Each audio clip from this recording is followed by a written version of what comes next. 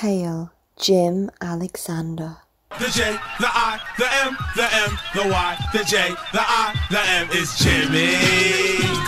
It's Jimmy. Hey, Liana. How are you doing? Hi. I'm doing well. How are you? Hanging in during these circumstances. So every day is like, what do you do today sort of thing, Oh, I know. I'm trying to create a schedule for myself, but it's hard. You're a pretty busy actor. What do you do at a time like this? We've been in this for like a month or so now. What have you kind of done, or like any new activities or hobbies or just self-discoveries even during this time for you? I feel like, it's interesting. I feel like my life isn't that different than with or without quarantine. I think as an actor, if you're not auditioning or you're not on set, you're kind of at home studying lines or reading scripts and stuff like that. So that really is what I've been doing. Even though the world truly has kind of stopped, mm-hmm. there are still scripts being sent around, and which has been great for me because I love reading. I like reading these scripts and things that are about to shoot and stuff like that. And so I've been doing that, and then I've discovered my love for books again. I feel like I have like this weird love-hate relationship with books. Sometimes I'll not read any because I'm like, I read scripts all the time, and I don't want to read a book right now. I just want to watch Netflix and not think about anything. But I have really I've started reading a lot more books now, which has been nice. And yeah, that's about it. Well, there you go. That's more productive than watching Tiger King, I'm guessing. Oh, well, I did do that as well. Carole did it, right? She had to. Oh, my gosh. I feel like she had to have. I don't know. Well, at least we're keeping... Yeah, totally. At least we're keeping entertained in some way, Is it... Sure. How does it kind of feel to have a movie release now in this time, really? I'm guessing you're doing phone interviews or stuff, but there's no premiere or anything like that. Has it been adjustments, seeing it kind of prepping for a film release during these times, or is it kind of not that big of a difference in a sense? Yes and no. I feel like as an actor, especially because I started acting long before streaming was even a thing. We always dream of our movies coming out in theaters and people, sort of getting to experience that as an audience. And so I think that always you're sort of bummed that it doesn't end up in a theater, but sometimes I do feel like you're able to reach more people when it does go on demand. Mm-hmm. And so for me, especially with To the Stars, I think it's such a beautiful film, and I think it's so important for people to see. I'm just happy that it's accessible to people. It is, it's not like your average, it's like not a Marvel movie, you know what I mean? Right. Marvel movies, they come out everywhere, and a little movie like this with like a lot of soul and was originally black and white, I feel like if it did come out in theaters, I don't really know how many people would be able to see it, if it would be available in many cities. So I'm actually really grateful that it's gonna end up where it's gonna be, because I think more people will feel inclined to watch it. And it is such an intimate movie, and I feel like you'll really get to experience the personality and the layers in it.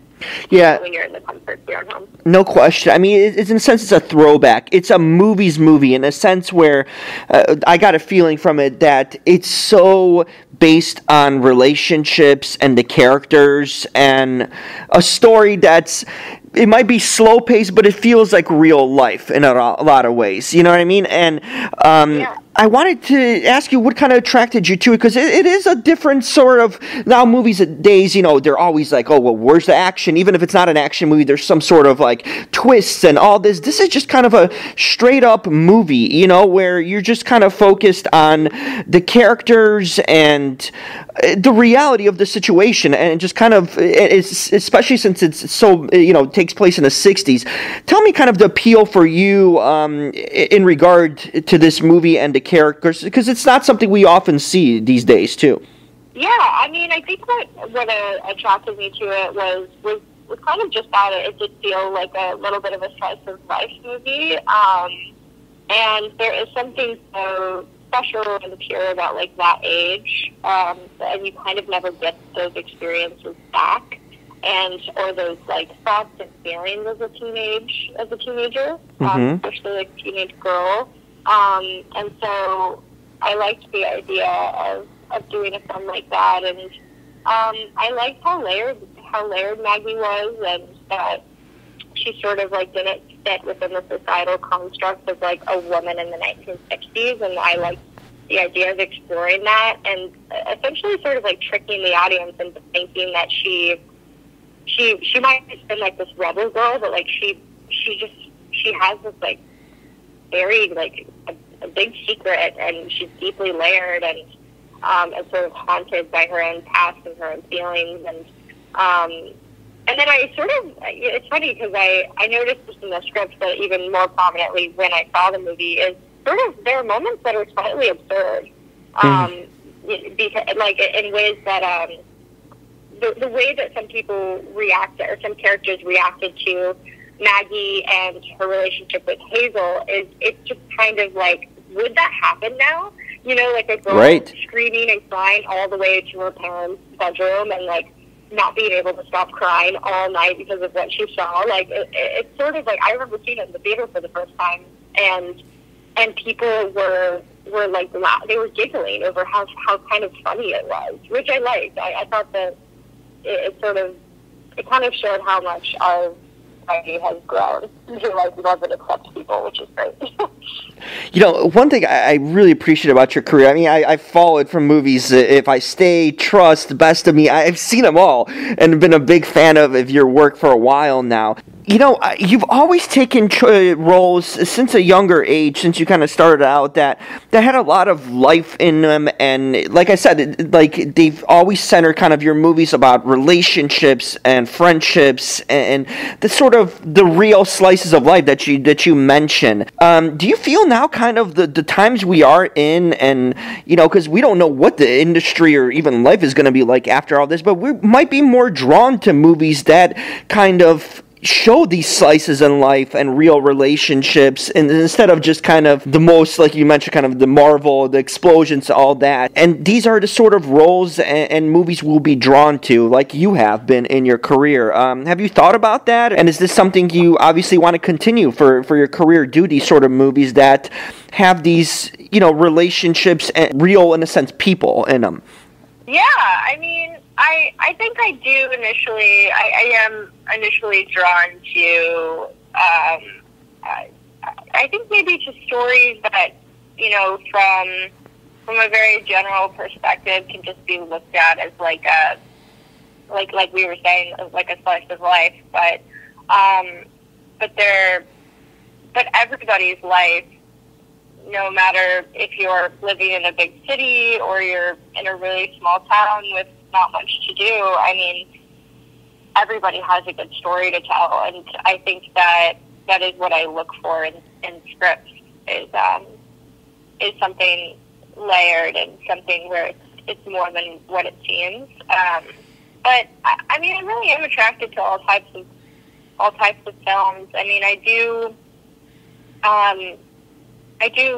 look at very like fantastical movies. There's, one I'm attached to right now that's like literally about a fallen angel, and like that's really fun too. Mm-hmm. So I do think that those stories are needed as well, because they too are a sense of escapism, and it's a nice place to kind of go to, especially during a time like this. But I certainly hope that more movies like this are going to be made, and more people will want to see them after this. That would be amazing.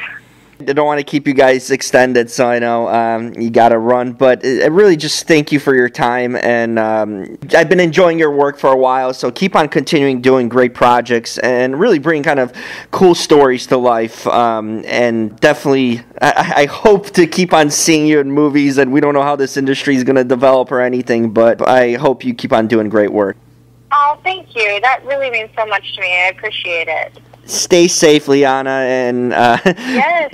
definitely try to... You do. Yes, definitely. I mean, there's something to be taken out of situations like this that we can all improve on, and I think, this gives us time to reflect. So hopefully we all come out of it better. Oh, yeah, absolutely. I'm sure we will. Thank you so much. Hope to catch up with you down the road. Yeah, absolutely. Talk soon. Bye-bye. Bye.